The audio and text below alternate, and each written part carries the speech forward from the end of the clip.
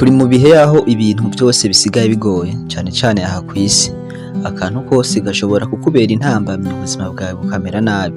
Nico gituma mw'ino myaka umuntu aba akwiriye kugenda buke buke, akagenda afise ubwenge kugira ngo ntashwe mu mitego canke ntashobore kwisanga ahantu atipfuza kwisanga. Kandi akenshi abantu tubayemwo muri uno musi baba bashaka yuko umuntu agwa hasi kandi baba bashaka yuko umuntu adatera imbere. Hari n'igihe wisanga mu buzima ufise ibintu bita umugisha ugasanga uridoga uvuga ngo jewe nta mugisha mfise, canke ugasanga uvuga ngo kera ngo jewe ngo ibintu vyambako, ngo kera jewe ngo nari umuntu ikintu cose nkoze gica kigenda neza, ariko rimwe na rimwe ukarondera aho vyavuye ukabibura, canke rimwe na rimwe ukiyumvira ati ibi bintu biva kuko ukabibura, ariko ugasanga ni bimwe mu bintu twakiriye vyavuye ku bantu, ugasanga ni zimwe mu mpano twakiriye zivuye ku bandi. Uyu munsi rero tugiye kuvuga kuri zimwe mu mpano ushobora kwakira ariko ukazakirana amakenga, canke muri zimwe mu mpano udakwiriye kwakira mu buzima bwawe kugira ngo wirinde ibikoshi canke wirinde ivyo bintu byose vyoza bikwicira ubuzima bivanye n'impano wahawe n'umuntu kanaka. Tuba dufise abantu badukunda, tuba dufise abantu naho dushobora guha impano, mugabo hariho impano zimwe zimwe ukwiye kwirinda. Nimba uri mushasha ahantu rero, ico usabwa gukora ni iki? Kora subscribe canke ukore sabone, hanyuma nimba warabikoze ugende muri commentaire uduhe igitekerezo cawe, uzoba udufashije. Nimba ubikoze rero uri umuntu w'agaciro kuri twebwe, ikaze. Ikintu ca mbere ukwiye kwirinda uzohabwa nk'impano ariko wewe ugihawe ukakigira ko amakenga, uzirinde umuntu aguha impano ya ingodo coffee canke ku badamu bwabo usakame bwabo usakoshi buto buto bumwe butoya nyene bakunda gushiramwo utuntu twabo. Akenshi ukunda gusanga abantu batanga kado y'ingodo, ugasanga aguhaye ingodo atakintu na kimwe kirimo, ishasha iri vide, mugabo arakwiyumviriye ko akuguriye ingodo. Iki ni ikintu abantu benshi tutiyumvirako cane, ariko iyo wicaye ukiyumvira, mu ngodo niho ahantu umuntu abika amahera yiwe, mu ngodo niho umuntu ashira umwimbu wiwe. Rero nimba umuntu aguhaye ikigega wimburiramwo ibintu vyawe, ntubuzi uwo muntu amaboko yagitanze ingene ameze, ariko ni gute woba ushobora kuronka umwimbu ariko ikigega kikava ahandi? Iki ni ikintu mu bintu bimwe udakwiriye kwakira bivuye ku muntu utazi canke umuntu amwe wamumenyeranye, ariko ni mu bintu wowe uba ukwiye kwigurira. Ntukakire impano ya y'ingodo canke coffee yo kubikamwo amafaranga, kubera yuko iyi ngodo uba uhawe n'uwundi muntu, urumva ko ataba ari iyawe. Iki kintu nimba udashoboye kucigurira, cihoze. Umuntu niyaguha iyo mpano gitore, hanyuma uyitware muhira uyibike. Niyakubaza ati mbe ya ngodo naguhaye iri hehe, umubwire uti jewe burya nsanzwe ntakunda ibintu vy'ingodo canke nsanzwe ntakunda ibintu vyo gutwara amahera mu ngodo.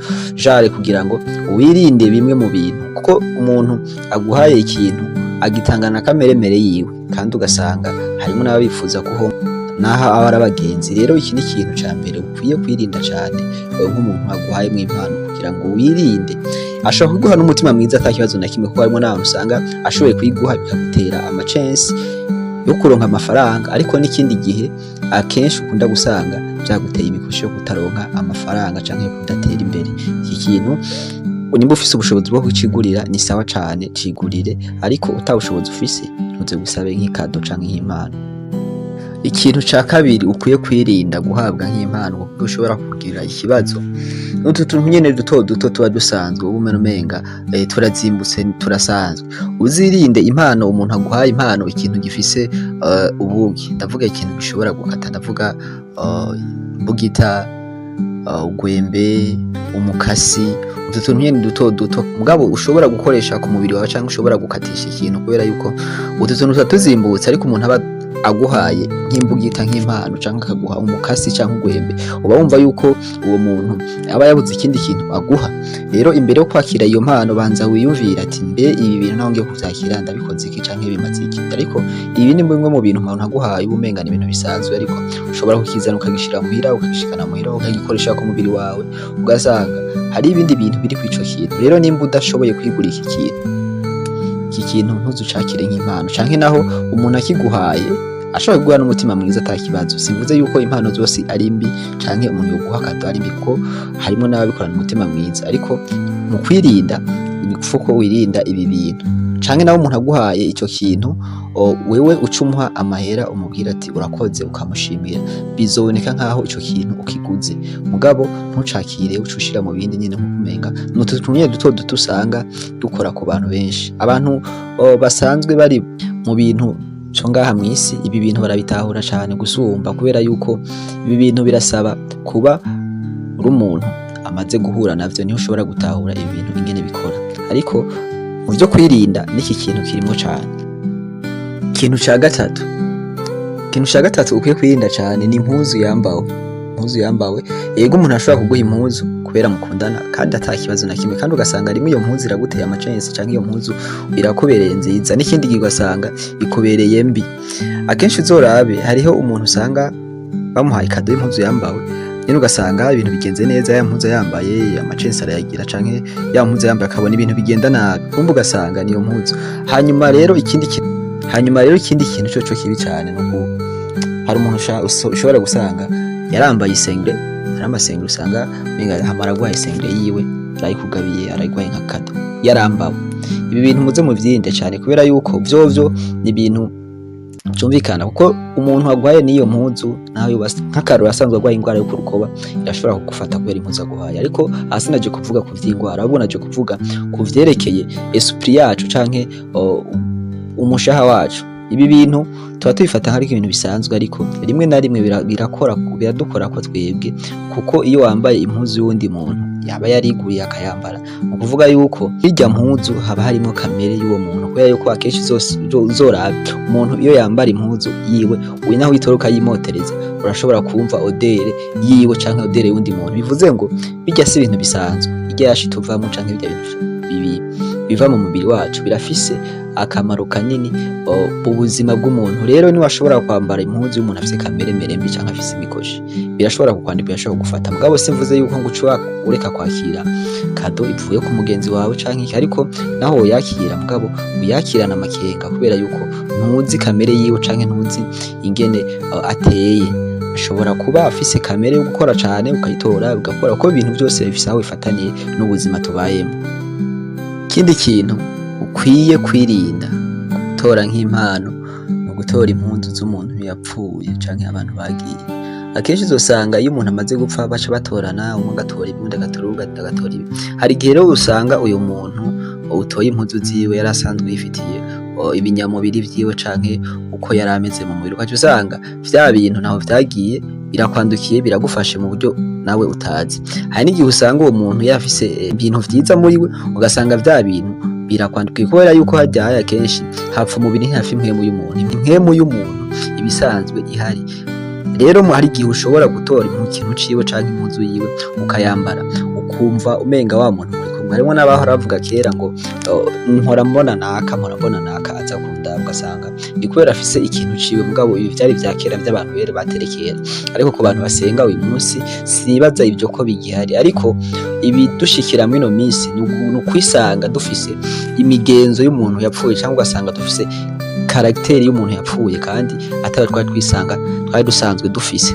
Rero iki kintu imbere ko utora impuzu y'umuntu yamaze kwitaba Imana canke yapfuye, uzobanze witonde, kubera yuko birasaba kwitondera cyane. Umuntu asenga akwiye gusenga nyene kugira ngo Imana nyene igushoboze, kubera yuko isi turiko turajamwo ntibiba vyoroshe cane mu isi y'imwemu. Rero iki kintu kiri mu bintu ukwiye kwitondera cane, gutora ikintu c'umuntu yapfuye, kubera ko aba yaragiye, ariko impwemu yiwe ntahija, impwemu yiwe ntipfa. Rero ishobora kukandukira ikagufata, utomboye ugasanga yafise impwemu nziza ikora ibintu vyiza, aho ni sawa. Ariko ugize malchance ugaca usanga impwemu yiwe yari impwemu itameze neza, nawe birashobora kukwandukira bikagufata, ugasigara wibaza ngo ibintu nabikuye, ibintu vyagenze gute? Kumbe ni ya mpuzu canke ni ca kintu ca wa wundi yagenda wambaye canke ukoresha. Ikindi kintu arico ca gatanu nico cyane mukwiye kwirinda cyane, irinde ico kintu cyo cyose utoye mu nzira cakoze. Ugasanga utoye ikintu wari ufise bezo yacu muhira, ugaca ugitoye mw'ibarabara canke ahantu quelque part, hama uci utwara muhira, uci ushira mu bintu utangura gukoresha. Aha atari umuntu asenga canke atari umuntu afise izindi mpwemu arashobora kugitora ugasanga harimwo abagitegeka ibintu. Abenshi hari igihe uza wumva ngo natoye ibi ngo ntora ibi ugasanga vyarangizeko ingaruka. Abenshi ndibaza barabizi. Rero irinde ico kintu cose utora ahantu utazi mwene co, utazi ingene vyagenze, ariko ugasanga ico kintu kiri used carakoze, hama nawe ukaca ugitora ukagikoresha nk'uko wari ugikeneye, nk'uko wari ufise besoin yaco. Rero gerageza wirinde gukoresha ibintu utoye mu nzira canke ibintu utoye ahantu, kubera yuko ibi ntawe wamenye ibyo umuntu aba yashize kuri ivyo bintu. Kiretse uri umuntu usenga, birumvikana ko urashobora gusenga Imana ikagutambukisha ivyo bintu, kubera yuko Imana ifise ubundi bushobozi. Abantu nabo botega ibiki n'ibiki, Imana ibihari kandi irakora, kandi ikora nk'Imana nyene, ushobora gutegeraho ugasanga ntaco ubaye. So ibi bintu byose ndakubwira hejuru akenshi turabinegirija mu buzima bwacu, ariko ugasanga rimwe na rimwe turiko turagira impinduka zitari nziza mu buzima bwacu, atari uko tuzi aho vyazananye, ariko kubera uko tuntu duto duto twagiye tunegirija mu buzima bwacu, ugaca usanga vyatugizeko ingaruka. Wakoze kumviriza iki kiganiro jewe wumva ni Roy Drift kuri Drift. Nimba ikiganiro cyo kigufashije, dusigire commentaire, tubwire, dusangize igitekerezo cawe. Urakoze.